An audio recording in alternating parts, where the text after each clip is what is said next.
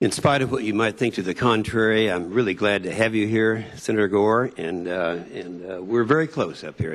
People don't believe that, but we are.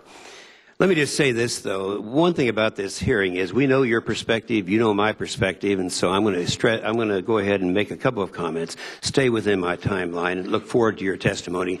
Then I do have some questions, then look forward to that dialogue.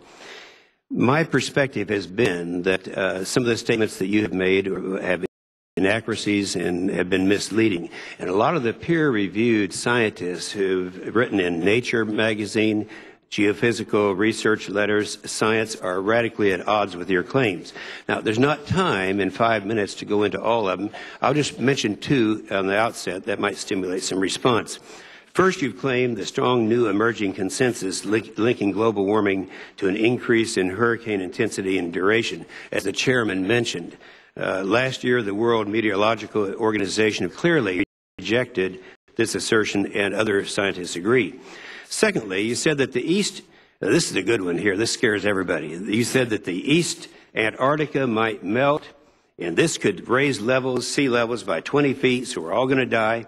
However, according to many scientists, the Antarctica is gaining ice mass, not losing it. In 2005, a study published in Science, a team of researchers led by Dr. Kurt Davis found that the overall ice mass in the Antarctica was actually increasing. And the public is catching on. Even the New York Times, I'm sure you read this, last week had an article, Mr. Vice President, that said that you've been so extreme in some of your expressions that you're losing some of your own people. Now, given that, it's no wonder that you've turned down some of the opportunities people have asked for debates. Now, there's a reason for this. This happened only last week. There's a debate when it's balanced. And let me make sure we understand. When I talk about skeptics, I'm talking about scientists who believe that the science is not settled. When I talk about alarmists, I'm saying they're the ones who think that it is settled, okay? When the debate is balanced, the skeptics win, the alarmists lose. In New York last week, a major debate took place to examine whether, this is the goal, whether global warming is a crisis.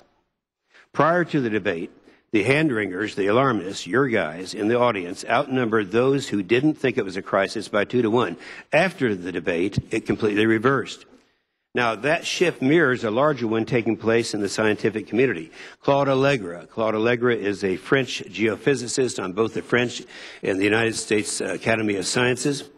Nir Shaviv from Israel, he is a astrophysicist, meteorologist Reed Bryson. These are all people who are on your side, who are marching down 10 years ago, right there hand in hand with you. They've all reversed their position now. These were the national leaders reversing their positions.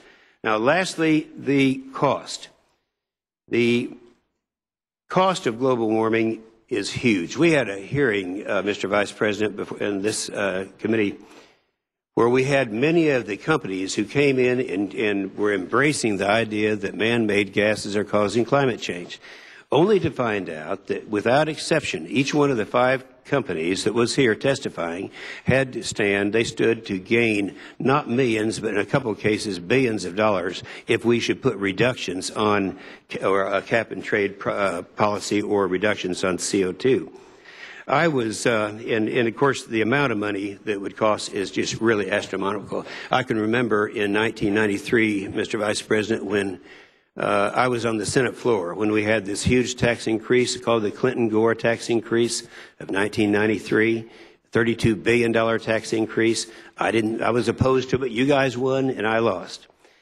The estimates now on whether it's Kyoto or any of the other schemes to reduce CO2 is estimated to be in excess of $300 billion. Now, your estimate from your administration was actually $338 billion.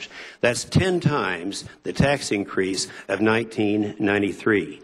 Now, here's the problem with it. Not only is that a tax increase, but it is disproportionately on the poor, the people on fixed incomes, the people who, the elderly, individuals who, as a percentage of their monthly budget, spend 5 times more on energy than the average household. So I consider this the largest tax increase in history, 10 times greater than the Clinton-Gore tax increase of 1993. The poor have to pay for it. The science isn't there, and it's something that we just can't do to America, Mr. Vice President, and we're not going to do it. Thank you, Mr. Chairman.